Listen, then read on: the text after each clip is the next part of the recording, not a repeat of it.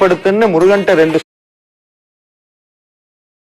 அன்பர்களுக்கு ஒரு அன்பான வேண்டுகோள். நீங்க எந்த டாக்டர்கிட்ட வேணா போங்க, 1000 மருந்தெடுங்க. ஆனா எல்லா டாக்டரை விட ஒரு தலை சிறந்த டாக்டர் இருப்பார்னு சொன்னா அது அந்த வைத்தியநாத பெருமான் மட்டும்தான். நீங்க ஒரு முறையாவது திருத்தணியில போய் அந்த குளத்துல குளிச்சு இந்த திருப்புகளை மனதார முருகா, எந்த வினையினாலும் இந்த நோய் வந்ததுன்னு எனக்கு தெரியாது, ஆனா ஏதோ நல்ல வினை இருக்கு, போய் உன் காலில் விழுந்துட்டேன், நோயை குணப்படுத்துன்னு முருகன்ட்ட 2 சொட்டு கண்ணீர் விட்டா நிச்சயமாக முருகப்பெருமான் அந்த நோய்களை குணப்படுத்துவார். 3வது சிறப்பு திருத்தணிகைக்கு என்னன்னா, அகத்தியர் பூஜை பண்ண திருத்தலம் திருத்தணிகை. அவர் ஒரு குளம் உண்டாக்கி அந்த குளத்துல தீர்த்தத்தை எடுத்து முருகப்பெருமானுக்கு அர்ச்சனை பண்ணி அந்த நீலோத்பல மலர்னால, நான் முன்னாடி சொன்னேன், அதே அந்த நீலோத்பல மலர்னால முருகப்பெருமானுக்கு அர்ச்சனை பண்ணியிருக்கார்.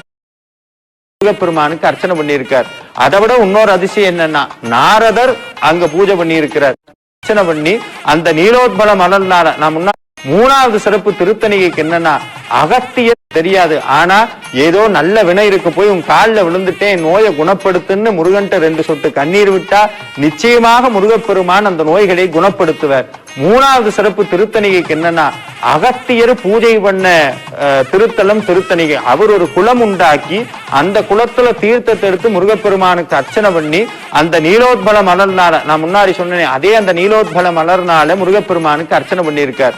அதை விட இன்னொரு அதிசயம் என்னன்னா, நாரதர் அங்க பூஜை பண்ணி இருக்கிறார். இதை பார்க்கக்கூடிய அன்பர்களுக்கு ஒரு அன்பான வேண்டுகோள். நீங்க எந்த டாக்டர்கிட்ட வேணா போங்க, 1000 மருந்தெடுங்க. ஆனா எல்லா டாக்டரை விட ஒரு தலை சிறந்த டாக்டர் இருப்பார்னு சொன்னா அது அந்த வைத்தியநாத பெருமான் மட்டும்தான். நீங்க ஒரு முறையாவது திருத்தணியில போய் அந்த குளத்துல குளிச்சு இந்த திருப்புகளை மனதார முருகா, எந்த வினையினாலும் இந்த நோய் வந்ததுன்னு எனக்கு தெரியாது, ஆனா ஏதோ நல்ல வினை இருக்கு, போய் உன் காலில் விழுந்துட்டேன், நோயை குணப்படுத்துன்னு முருகன்ட்ட 2 சொட்டு கண்ணீர் விட்டா நிச்சயமாக முருகப்பெருமான் அந்த நோய்களை குணப்படுத்துவார்.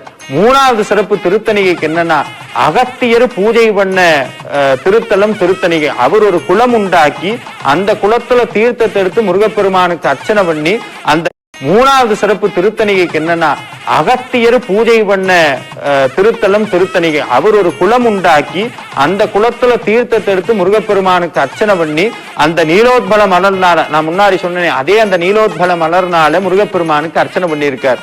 அதை விட இன்னொரு அதிசயம் என்னன்னா, நாரதர் அங்க பூஜை பண்ணி இருக்கிறார். இதை பார்க்கக்கூடிய அன்பர்களுக்கு ஒரு அன்பான வேண்டுகோள். நீங்க எந்த டாக்டர்கிட்ட வேணா போங்க, 1000 மருந்தெடுங்க.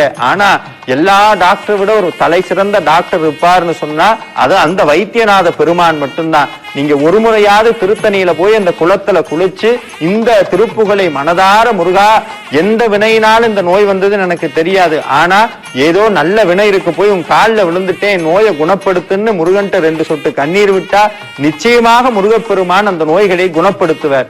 3வது சிறப்பு திருத்தணிகைக்கு என்னன்னா, அகத்தியர் பூஜை பண்ண திருத்தலம் திருத்தணிகை. அவர் ஒரு குளம் உண்டாக்கி அந்த குளத்துல தீர்த்தத்தை எடுத்து முருகப்பெருமானுக்கு அர்ச்சனை பண்ணி அந்த நீலோத்பல மலர்னால, நான் முன்னாடி சொன்னேன், அதே அந்த நீலோத்பல மலர்னால முருகப்பெருமானுக்கு அர்ச்சனை பண்ணியிருக்கார். அதை விட இன்னொரு அதிசயம் என்னன்னா, நாரதர் அங்க பூஜை பண்ணி இருக்கிறார். இதை பார்க்கக்கூடிய